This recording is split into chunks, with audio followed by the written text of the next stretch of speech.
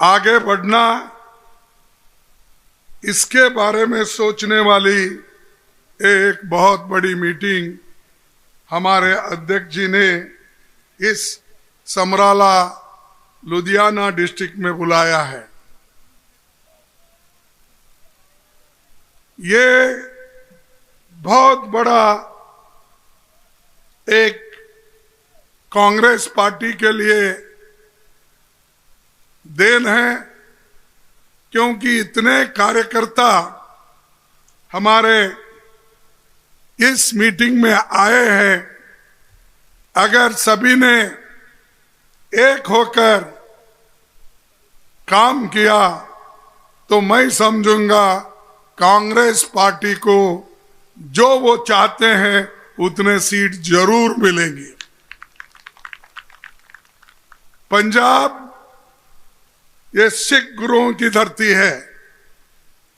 गुरु नानक देव जी ने ये हिंदुस्तान शब्द दिया और इस हिंदुस्तान शब्द को हम कायम रखना है। एकता का संदेश उन्होंने दिया और सारे सिख समाज और दूसरे समाज के लोग भी गुरुद्वारे साथ सेवा का समर्पण करते हैं और किसी का भेदभाव नहीं करते। और यही तो खूबी हमारे सिख समाज में और पंजाब का है, हिंदू हो या मुसलमान हो या सिख हो। पंजाब हमारे देश की आन बान शान है। किसान और जवान इस देश के मजबूत स्तंभ है। पूर्व प्रधानमंत्री लाल बहादुर शास्त्री जी ने एक नारा दिया था, जय जवान, क्या दिया था? जय जवान जय किसान का नारा उन्होंने दिया। और वो दोनों नारे किस स्टेट में फिट होते हैं? तो सिर्फ पंजाब में फिट होते हैं और कहीं नहीं। कहीं जवान है, किसान नहीं है, कहीं किसान है, जवान नहीं है। लेकिन जवान और किसान ये पंजाब में है। तो इसीलिए पंजाब की जनता देश के लिए रक्षा का कवच बनाती है और देश के लिए धान भी देती है। 30% धान हमारे देश को यहीं से मिलता है, पंजाब से। लेकिन मोदी सरकार पिछले 10 सालों में इस दोनों संस्थाओं को, किसान को, जवानों को बर्बाद कर दिया। मैं ये बोल रहा हूं, आपको मालूम है किसान दिल्ली के बॉर्डर पे बैठे, उनसे बात नहीं किए। किसान 3 काले कानून के खिलाफ लड़े, लेकिन उन्होंने कानून को सस्पेंड किया। लेकिन कानून अभी नोटिफिकेशन में वापस लेने का आया नहीं है। तो जब तक ये उस वक्त आंदोलन को समाप्त करने के लिए उन्होंने कानून को, 3 काले कानून को सस्पेंड किया, लेकिन उसका नोटिफिकेशन कहां है कि हमने ये रद्द कर दिया, ये 3 कानून हमने कैंसल कर दिया। ये अभी तक बाहर नहीं आया। ये मोदी की चाल है। ये हमेशा दिखाते हैं, जैसे हाथी के दांत दिखाने के एक होते हैं और खाने के एक होते हैं, वैसा ही इनका है। जो हमारे किसान और जवान इस देश के रीढ़ की हड्डी थे और उनको तोड़ने का काम उन्होंने किया है। मैं पंजाब के किसानों को बधाई देता हूं। वो फिर से अपने हकूक के लिए लड़ने के लिए फिर दिल्ली पहुंचे हैं और वो आंदोलन कर रहे हैं, उनके आंदोलन के साथ सारे कांग्रेस पार्टी के लोग जुड़े रहेंगे कि एक तरीके से किसानों को खत्म करके बड़े बड़े कॉरपोरेट को जमीन देने का कानून उन्होंने लाया। जैसा पहले राजा महाराजाओं के पास हजारों एकड़ जमीन रहती थी, अब नए महाराजा निकले, ये कॉरपोरेट अदानी अंबानी वो फलाना फलाना हजार हजार एकड़ ले रहे इंडस्ट्री के नाम पे और सीड ग्रोइंग के नाम पे, हॉर्टिकल्चर के नाम पे हजारों एकड़ गवर्नमेंट से एक्विजिशन करके अपने कब्जे में लेकर वो बड़े बन रहे हैं। तो ये कानून को रद्द करने के लिए हम सब लोग पहले से लड़ रहे हैं, अभी भी लड़ेंगे और लड़ते रहेंगे जब तक ये रद्द नहीं होगा या इन्हों नहीं करेंगे। आने वाले 2024 की सरकार हमारी बनेगी, तब इसको निकाल लेंगे, ये तीनों कानून को रद्द कर देंगे। तो भाइयों, आपको यह मालूम होना चाहिए मोदी जी ने किसानों के लिए क्या कहा, आतंकवादी का, और उन्होंने आंदोलन जीवी, अरे जीने के लिए वो आंदोलन करते हैं, कुछ दिलाने के लिए नहीं, ऐसा किसानों के लिए उन्होंने कहा। क्या ऐसे पार्टी को पंजाब में वोट मिलेंगे, वोट देंगे? और बहुत से लोग किसानों के नाम पे आते हैं, धर्म के नाम पे आगे बढ़ते हैं, लेकिन वो कुछ नहीं कर पाते, सिर्फ वोटों के लिए अपनी बात कहते हैं। भाजपा सरकार किसानों को एक तरफ बर्बाद की और उसके बाद में जवानों को भी बर्बाद की, और उन्होंने नया स्कीम लाया। क्या स्कीम लाया? वो हमारे 4 साल का स्कीम है ना भाई, अग्निवीर, अग्निवीर का स्कीम लाया 4 साल के लिए। और उसके बाद 4 साल के बाद क्या करना, कहां जाना? अपनी जवानी इसमें खोते हैं, अपनी जवानी इसमें लगाते हैं 4 साल में। तो उसके बाद अग्निवीर खत्म, और जो रेगुलर रिक्रूटमेंट होता था उसको उन्होंने बंद कर दिया। 30% जगह डिफेंस में खाली है, 30% पैसा भी उन्होंने कम किया है। क्या आप चाहते हैं कि पंजाब, हरियाणा, हिमाचल प्रदेश, उत्तराखंड, उत्तर प्रदेश के लोग, क्या आप अग्निवीर चाहते हो? क्या आप फौज में रेगुलर भर्ती होना चाहती है? ये आप बताइए, क्या करना चाहते हो आप? फौज में रेगुलर भर्ती होना चाहते हो ना? तो इसलिए इस सरकार को उखाड़ के फेंकना ये जरूरी है। इसीलिए मैं आप तमाम से यही कहूंगा कि मोदी जी आज जो भी कुछ कर रहे हैं, किसान और जवानों के खिलाफ कर रहे हैं। भाई, इनके लोग किसानों के नाम पे बजट रखे, लेकिन वो बजट खर्च नहीं हुआ। 1 लाख रुपए वो बगैर खर्चे से वो लैप्स हो गए, वापिस ले लिए। 1 लाख करोड़। तो सोचिए कि मोदी जी किसानों के हित में काम करते हैं या सबको धोखा दे रहे हैं। आप सोचिए, ये आंकड़े मेरे नहीं है, ये आंकड़े उन्होंने जो पार्लियामेंट में रखा है। हमारे स्टार्ट क्वेश्चंस, हमारे अनस्टार्ट क्वेश्चंस, इस प्रश्न में जो उत्तर मिलते हैं उसी के आधार पर मैं बोल रहा हूं।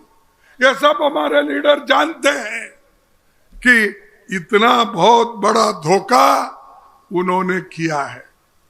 भाइयों, आजादी के बाद पहली बार हर किसान पर 25,000 प्रति हेक्टर को टैक्स लगाया है। वो आपको मालूम नहीं होता, ये लगाया है। पीएम फसल योजना प्राइवेट इंश्योरेंस कंपनी को देकर उन्होंने 2026 से लेकर 2022 तक उन्होंने 40 करोड़ कमाया है। 40 करोड़। ये किनके पैसे हैं? ये किसानों के पैसे हैं, मोदी जी के नहीं, या उनके खजाने से आए सो पैसा नहीं है। ये पैसा किसका है? एक किसानों का है। और हम हमेशा लड़ते रहे। पंडित नेहरू जी किसानों के लिए भाखड़ा नांगल बनाया, बड़े बड़े बांध बनाए, हीराकुंड जैसे योजना बनाए, कर्नाटक में आलमट्टी जैसा बनाए। ऐसे बहुत बड़े बांध बनाकर गरीबों के लिए, किसानों के लिए पानी देने का काम किया। ऐसे पंडित जवाहरलाल नेहरू जी को रोज उठ के गालियां देते हैं, इंदिरा गांधी जी को गालियां देते हैं। तो ये मोदी खुद तो काम नहीं करता, या इनके लोग देश के लिए कुछ नहीं किए? ये तो ब्रिटिश के जमाने में बीजेपी और आरएसएस के लोग ब्रिटिश का काम करते थे, ब्रिटिश का एजेंट थे। और उन्होंने खुला कहा, उनके लीडरों ने, बीजेपी जनसंघ जो पहले थी, उन्होंने खुला कहा तुम जाओ ब्रिटिशर की मदद करो, फौज में भर्ती हो जाओ, और जहां कहीं तुमको नौकरी ब्रिटिश सरकार में मिलती है उसमें जाके तुम काम करो। जब भारत छोड़ो आंदोलन गांधी जी ने शुरू की, इन्होंने उसको भी मदद नहीं किया, इन्होंने उल्टा ब्रिटिशरों की मदद की। ऐसे लोग क्या देशभक्त हो सकते हैं? ऐसे लोग क्या देश की रक्षा कर सकते हैं? वो चुन के आए, आज इतनी बात करते हैं, उनको कोई दिखता नहीं। किसी को वो किसके खिलाफ उन्होंने बात नहीं की। कौन सी भी पार्टी रोज उठ के अगर किसी को गालियां देते हैं, किसको देते हैं? कांग्रेस को देते हैं। रोज उठ के गालियां देते हैं हमारे राहुल गांधी जी को। जो व्यक्ति, जो नौजवान कन्याकुमारी से कश्मीर तक पादयात्रा निकाली, भारत जोड़ो यात्रा निकाली, जो व्यक्ति मणिपुर से लेकर बंबई तक अब पहुंचने वाला है, उस व्यक्ति के खिलाफ रोज जहर उगालते हो। क्यों? क्या उन्होंने आपका कुछ खाया है? क्या आपको कुछ किया है? क्या वो प्रधानमंत्री थे? क्या वो कोई मंत्री पदवी में थे? क्या नहीं। चुप रोज उठ के उनको कहने का। ठीक है, अगर वो प्रधानमंत्री रहते थे, गलती करते थे, तो आपने कहा तो चलो हम बोलेंगे भाई ये गलती थी। ये उनका कुछ भी पात्र नहीं, उन्होंने कोई पद उन्होंने स्वीकारा नहीं, फिर भी रोज उठ के मोदी बोलते हैं कि ये जो परंपरागत ये घराने का राज है, मेरे जैसे गरीब को कोई देखता नहीं। मैं भी प्रधानमंत्री बना, लोग इधर देखते नहीं, सिर्फ घराने को देखते। बोलते अरे भाई, रोज तुमको देख देख के बस हो गया। तुम्हारा म्युनिसिपालिटी में तुम्हारा चेहरा, जिला पंचायत में तुम ही प्रचार करते हो, एमएलए इलेक्शन में तुम ही प्रचार करते हो, एमपी इलेक्शन में तुम ही प्रचार करते हो। तुम्हारा चेहरा कितना देखना। अगर टीवी सुबह उठ के अगर आप स्विच करेंगे, स्विच ऑन करते ही किसकी सूरत दिखती? भगवान की सूरत नहीं दिखती। टीवी पे किसकी सूरत दिखती? मोदी की सूरत दिखती। रोज हर टीवी पे कब्जा कर लिया है और हर टीवी पे मोदी मोदी मोदी। अरे, देश की भलाई के लिए अगर आप कुछ काम करो, दलितों के हित में कुछ काम करो, गरीबों के हित में अगर कुछ काम करो, तो हम ये कहेंगे भाई ये इंसान गरीबों के लिए काम कर रहा है, लेकिन ये तो मालदारों के लिए काम कर रहा है, अमीरों के लिए काम कर रहा है। और इस देश में गरीब गरीब बनते जा रहा है, अमीर अमीर बनते जा रहा है। इसकी फिक्र उनको नहीं है, फिर भी थपथपा के बोलते हैं। मेरे पास आंकड़े भी हैं, इन्होंने क्या किया इनके पास कुछ देश के लिए, पंजाब के लिए। भाई, ये तो पंडित जवाहरलाल नेहरू ने इरिगेशन यहां पर लाया, क्या मोदी ने भाखड़ा नानल बनाया? आप बोलिए लाया? ये तो कांग्रेस के जमाने में हुआ। और जो लुधियाना एग्रीकल्चर यूनिवर्सिटी बनी, ये मोदी ने बनाया। अरे बोलो, कुछ तो बोलो, मुंह से निकलने दो सच्चाई। लुधियाना का यूनिवर्सिटी इसू ने बनाया, मोदी ने। नेशनल हाईवेज इन्होंने ही बनाया, सब एयरपोर्ट इन्होंने ही बनाया। अरे आप थोड़ी सी चीज हमने जो बनाया, कहीं उसको सुधार करके, कहीं उसको बढ़ा के, कहीं उसको चौड़ा करके नया नाम देना शुरू किए। और ऐसे मोदी जी की आवश्यकता नहीं है। जो इन्वेंशन, जिसका विजन हो, जो बड़े बड़े कारखाने नेहरू जी ने किया, जैसे कि पब्लिक सेक्टर में HMT, HAL, BEL, BHEL, ITI, AIIMS, ऐसे काम करो।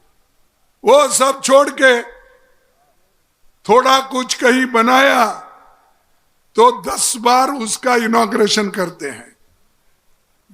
अगर एक रेलवे लाइन है तो एक बार उत्तर से उसको उद्घाटन करते हैं, दूसरे बार दक्षिण से करते हैं। यही उनका काम है। और कम गिरा वहां पर कोई प्रोग्राम नहीं है तो रेलवे स्टेशन का उद्घाटन करते हैं। ये है असली मोदी की कामगिरी और लोग इसको पहचानना चाहिए। और आज हम जो व्हाइट रेवोल्यूशन, ग्रीन रेवोल्यूशन, ये सब कुछ लाए और हमको पूछते 70 साल में तुमने क्या किया? यही किया भाई, बड़े बड़े कारखाने बनाए, ग्रीन रेवोल्यूशन किया, व्हाइट रेवोल्यूशन किया। हमारे 55 साल के इसमें हमने ये सब कुछ किया। हमारे 10 साल के जो मनमोहन सिंह जी दुनिया के बहुत बड़े इकोनॉमिस्ट माने जाते हैं, अर्थशास्त्रज्ञ माने जाते हैं, उनका भी टिंगल उड़ाए पहले। कल जब भारत रत्न के वक्त, उसके बाद में जब कोई व्हाइट पेपर पे चर्चा हुई तो उसमें उन्होंने हमारे नेता मनमोहन सिंह जी की तारीफ की। 2004 से 2014 तक बहुत कुछ उन्होंने किया देश के लिए। ये ठीक है, ये बात पहली बार अपने जबान से उन्होंने निकाली। तो ये जो मनमोहन सिंह जी का काम है, और ये मनमोहन जी का काम सभी लोग उसको उनके काम का सलाह करते हैं। उनके वक्त ही ये सभी कुछ हुआ, लिबरलाइजेशन हुआ, बड़े कारखाने निकले, सभी कुछ हुआ। इन्हों तो ये कहते हैं कि छोटे मोटे कारखाने जो है, हैंडलूम्स है, लुधियाना में जो छोटे मोटे कारोबार है, उनको मैं बढ़ावा दूंगा। जहां कहीं भी हो हिंदुस्तान में, ऐसे कारोबारियों को मैं मदद करूंगा, ये उनका कहना था। अरे भाई, मदद करने का तो छोड़ो, उसको बाजार ढूंढो, बेचने के लिए कुछ काम करो, और उनके सामान खरीदने की शक्ति लोगों में आने के लिए उनको लोगों के पेट के लिए अन्नदान दो, खाना दो, एम्प्लॉयमेंट दो। ये सब छोड़ के हमेशा मैं 80 करोड़ लोगों को फ्री दे रहा हूं, ये किसकी कानून है भाई? सोनिया गांधी जी ने ये फूड सिक्योरिटी लाया या नहीं लाया? उन्होंने लाए, सो इन्हों 3 रुपए माफ करके 80 करोड़ लोगों को मैं मुफ्त खाना दे रहा हूं। कहां से दे रहे हुई? हमने किया, वही आप इंप्लीमेंट हो रहा है। हर चीज को क्रेडिट लेना, और भाइयों बहनों, ये बोल के लोगों को वहीं घुमाते घुमाते अपनी बात रखते हैं भाइयों। और इनके जो 10 साल में इतनी नौकरियां कम हो गए, हालांकि गवर्नमेंट में 30 लाख नौकरियां हैं, चाहे वो मिलिट्री में हो, चाहे एजुकेशन में हो, चाहे वो केंद्रीय विद्यालय में हो, पुलिस में हो, सब मिला के। लेकिन उधर मोदी जी भर्ती करने का उनका लक्ष्य नहीं है, सिर्फ उनका लक्ष्य है केवल इधर लोगों को गरीब कैसा रखना। क्योंकि अगर पब्लिक सेक्टर में परमानेंट नौकरी में भर्ती अगर हो गए, तो शेड्यूल कास्ट के लोग और बैकवर्ड के लोग मिलकर 50% भरेंगे। इसीलिए वो नहीं चाहते कि 50% schedule caste, schedule tribes, backward लोग उसमें आए। गरीब नौजवान नौकरी में परमानेंट नहीं आए, ये उनका मुद्दा है। गरीब को गरीब रखना चाहते हैं। तो इसलिए भाइयों, मैं आपसे यही गुजारिश करूंगा कि हमने जो कानून बनाया, चाहे वो मनरेगा हो, फूड सिक्योरिटी हो, चाहे वो नौकरियों का हो, ये सब हमने जो किया है, ये मोदी जी 10 साल में बर्बाद करके छोड़ दिया है, और अमीर लोगों को रोज अमीर बनाते जा रहा है। और एक है कि मोदी जी की हमेशा अपोजिशन को छेड़ना, और हम जब बात करने के लिए उठते हैं, हमको उनके पार्टी के लोग रोक देते हैं और रोक के गड़बड़ शुरू करते हैं। आपको मैं बताऊं, जो उनकी गलतियां थी, कमजोरियां थी, जब हम उठाए सदन में, पार्लियामेंट में, राज्यसभा में, लोकसभा में, तब उन्होंने 147 लोगों को, 146 एमपीज को बर्खास्त करके सदन के बाहर डाला। क्या ये डेमोक्रेसी है? क्या यही उसूल, यही संविधान कहता है कि कोई हमने प्रश्न पूछा तो इनको बाहर डालो, या मैं जो भाषण करता हूं हमेशा, मेरा तो आधे से ज्यादा कट होता है, वो मेरे को बाद में मालूम होता है। सच्चाई परसों भी ऐसा ही हुआ। मैंने ये कह रहा था कि शूद्रों को जगह नहीं है कहीं भी, और उनको हमेशा मंदिर मस्जिद से दूर रखा जाता है, इसीलिए मैंने वो शब्द उठाया। तो उन्होंने वो पूरा 2 पेज का मेरा स्पीच काट दिया। ये है मोदी की नीयत और सरकार में बैठे हुए लोगों का नीयत। इसीलिए मैं चाहूंगा ऐसी सरकार जो संत रविदास जी ने कहा था, ऐसा चाहूं राज्य में, ऐसा चाहूं राज्य में जहां मिले सभी को अन्न, जहां मिले सभी को अन्न, छोटे बड़े सब समान बसे, छोटे बड़े सब समान बसे, रविदास रहे प्रसन्न। ये रविदास जी का कहना है। ऐसी राज होना हमको, डराने वाली राज न को, लोकतंत्र को मानने वाले और संविधान को मानने वाले लोग होना, और छोटे बड़े सब समान, जो रविदास जी ने कहा, उनको सब समानता का हक मिलना चाहिए। हम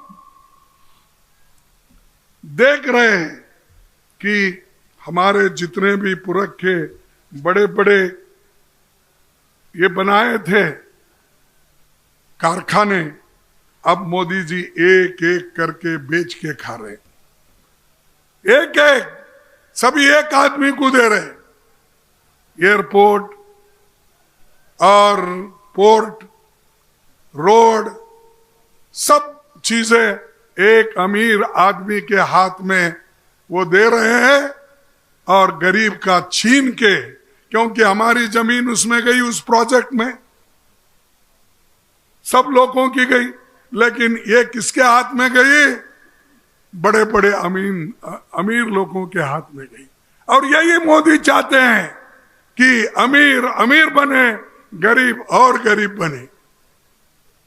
इसीलिए ऐसे सरकार को आप निकाल देना चाहिए, उखाड़ कर फेंक देना चाहिए, और मनमोहन जैसी सरकार यूपीए की जो थी उसको फिर से लाना है, उसके लिए आप कोशिश करना चाहिए। और विकास दर क्या था मनमोहन सिंह जी के जमाने में और आपके जमाने में?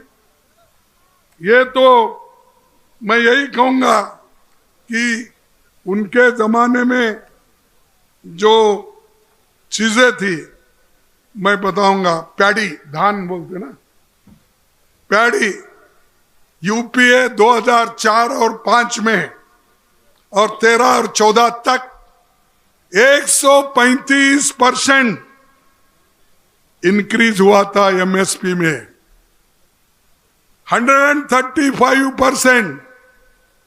और इनके जमाने में 14 से लेकर 23 तक 50% इंक्रीज हुआ है।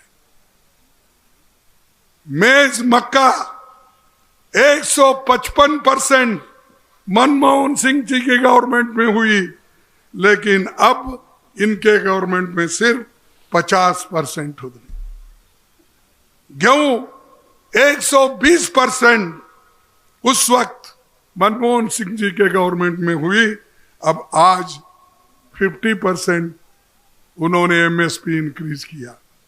शुगर केन 180% गन्ना का इंक्रीज था एमएसपी, आज 40% है। ये मेरे आंकड़े नहीं, ये जो पार्लियामेंट में देते हैं और जो आंकड़े हमको मिलते हैं,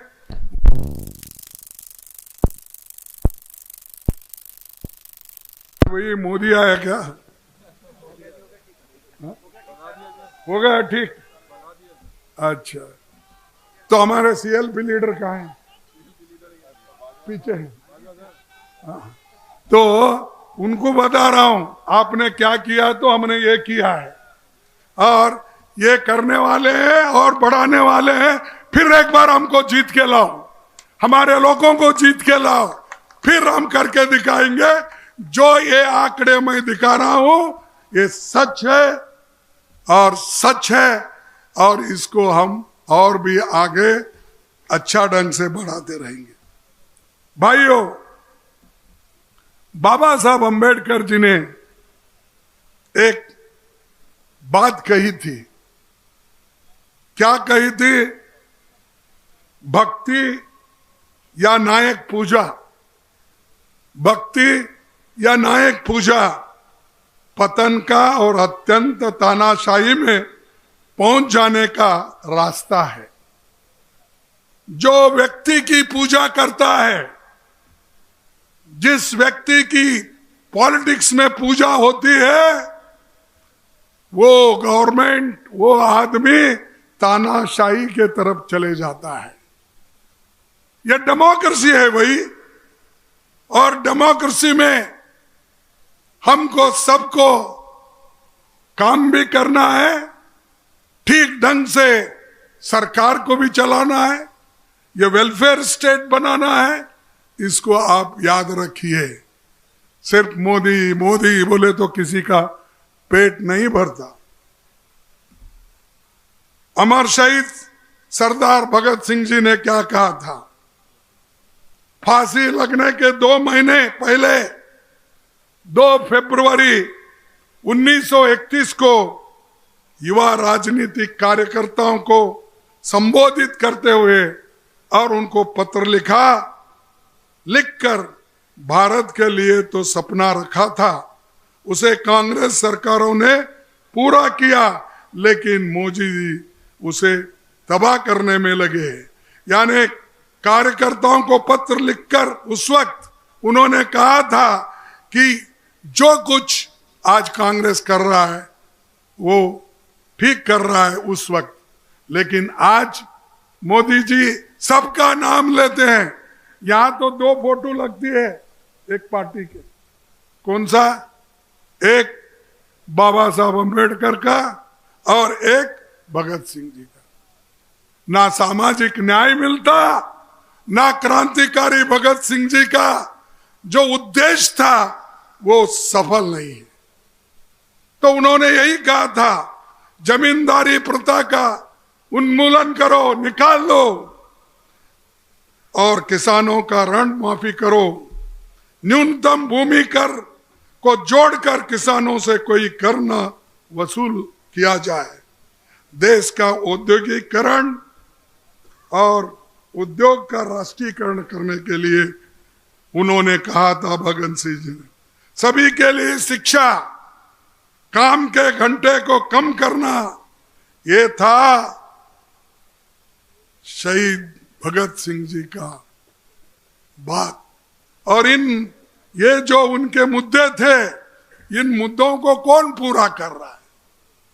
हमने कुछ किया, इसीलिए तो नरेगा लाया, इसीलिए तो एम्प्लॉयमेंट उसमें देने की बात हो गई, लैंड रिफॉर्म्स लाया, बैंक नेशनलाइजेशन किया, ये सब चीजें हमने की। वो सब भगत सिंह जी के लिस्ट में है, इनके लिस्ट में कुछ नहीं है, कोई काम करने की बात नहीं करते।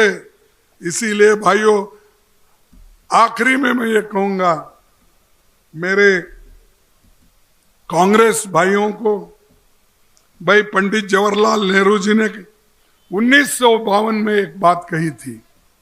क्या कही थी? अपने वर्कर से ये बात कही थी, आम चुनाव में हम वहां सफल रहे जहां हमने जनता के बीच काम किया। आम चुनाव में हम वहां सफल रहे जहां हमने जनता के बीच काम किया। अगर हम जनता के साथ नहीं घुले मिले, अगर हम जनता के साथ नहीं घुले मिले, उनके बीच काम न करें, तो हम उसका भरोसा जीत लेने की आशा नहीं कर सकते। अगर आपको जीतना है, लोगों से मिलना होगा, डोर टू डोर जाना होगा, लोग को समझाना होगा, जो गलत फहमियां उनको दूर करना होगा। ये काम कांग्रेस के कार्यकर्ताओं का है, इसीलिए ये मीटिंग बहुत इंपॉर्टेंट है। मैं अध्यक्ष से यही कहूंगा, पहले तुम डोर टू डोर जाओ। ये मीटिंगें तो होते रहती है, कहीं कम भीड़ आती, कहीं ज्यादा मीटिंग, लेकिन जब वर्कर्स की मीटिंग होती है उनको तो ये जरूर करना चाहिए।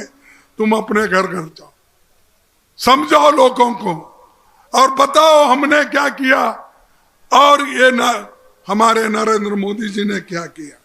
इसीलिए भाइयों, आज का काम जो भी है वो आप कर सकेंगे, मैं आशा करता हूं।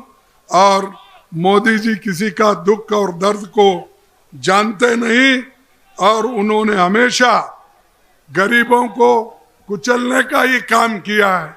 मणिपुर में देखो, मणिपुर नहीं जा सके, जहां राहुल गांधी जाकर आए, जहां से उन्होंने आज पदयात्रा शुरू की, वहां पर मोदी नहीं गए, जा रहे भी नहीं। लेकिन देश में कैसी शांति रही? जब आप खुद नहीं जा रहे हो तो शांति कहां से बहाल करेंगे? तो इसीलिए आज मैं हमारे डीसीसी, बीसीसी और ब्लॉक लेवल और बूथ लेवल के एजेंट्स को भी यही कहूंगा, अगर आप डट के उस पोलिंग बूथ में रहेंगे तो ही हम जीतेंगे, नहीं वहां पर 1 घंटा बैठे घर चले गए तो जीतने वाले नहीं है। इसीलिए भाइयों, इंडिया गठबंधन भी हो रही है, कहीं अच्छी बात हो रही है, कहीं ठीक सा अभी हमारा मिलाप नहीं हो रहा। लेकिन आप ये समझ के चलो, हमको लड़ना है, अकेले ही लड़ना है, आखिरी तक लड़ना है और विजय हासिल करना है। इस देश से आप आगे बढ़ो। किसी का आया ठीक है, नहीं आया ठीक है, लेकिन हमको सारे भारत में एक हमने निर्णय लिया। ये पंजाब की बात नहीं है या किसी और की बात नहीं है, ये हमारी बात मोदी के सरकार को हटाने के लिए कन्याकुमारी से लेकर कश्मीर तक लड़ रहे हैं, बंगाल से लेकर गुजरात तक हम लड़ रहे हैं। इस लड़ाई में सभी लोग शामिल हो और सभी लोग एक होकर काम करो, इतना ही मैं कहूंगा। और मोदी की गारंटी तो बहुत आ रही, रोज आज पेपर में देखेंगे। उनकी कौन सी गारंटी? अरे पहले तो कहा 2-2 करोड़ नौकरी दूंगा, दिया मोदी ने? नहीं दिया। ये गारंटी थी। 15 लाख काला धन ला के हर एक के जेब में दूंगा, दिया उन्होंने? अरे वही गारंटी तुमने पूरा नहीं किया। किसानों को डबल आमदनी का वही गारंटी पूरा नहीं किया। बाकी के गारंटी को लेके क्या हम धो के पीना है क्या? तो इसलिए आप मजबूती से रहो।